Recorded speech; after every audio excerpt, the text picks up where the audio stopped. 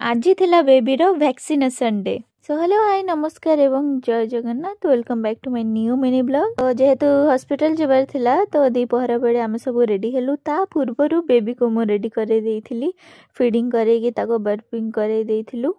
तापर मु रेडी होउची फाइल वाइल सब धरिकी। वैक्सीनेशन टाइम गुड़ा मु पूर्वरु तो किसी जानि नथिली, एई सब मो पई सब फर्स्ट एक्सपीरियंस होउची सब किछि ता बेसिस रे जहा भी होउची।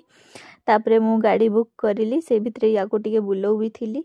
एक्सरसाइज न कले या को धरिकी जीवा को पड़िबो। तापरे हमें बाहरिलु, हॉस्पिटल पहुंचला बेलकू से सोई पड़िथिला रास्ता रे।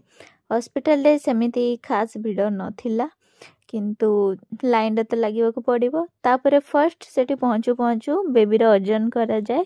एटा सेकंड टाइम हमें जाउथलु वैक्सीनेशन पई सेकंड डोज। ओजन हे साला परे एठी देखंतु तार हाइट मपा जीवो, किंतु केमिति से गडगडा सीधा करिले ना तार हाइट मपा जीवो। ट्राई करिलु, से खेलिला टाइम रे एमिति खेलुथबो। तापरे पुणी से सोई पड़िला 5 मिनिट पई, बेसी नुह। तापरे उठिकी मां को सहित गपुथला, सेही भितरे डॉक्टर आसिले मते वैक्सीन कोडा लेखिकी देले। मु जाईकी फार्मेसी रु नेकी आसिली।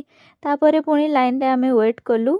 सेही भितरे ताकू भोक लागिला, मु अगेन फीडिंग करेली एवं ता संगे टिके खेलुथिली।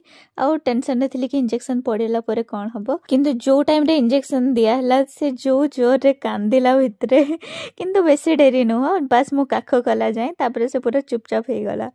तो एइडा थिला आजिर व्लॉग। घर को जाईकी जणा पड़िबो आगो को कोन होउची। सेमिते टिके तो जरा आसे ही। So that is it for today. देखा हबो हमर नेक्स्ट व्लॉग रे।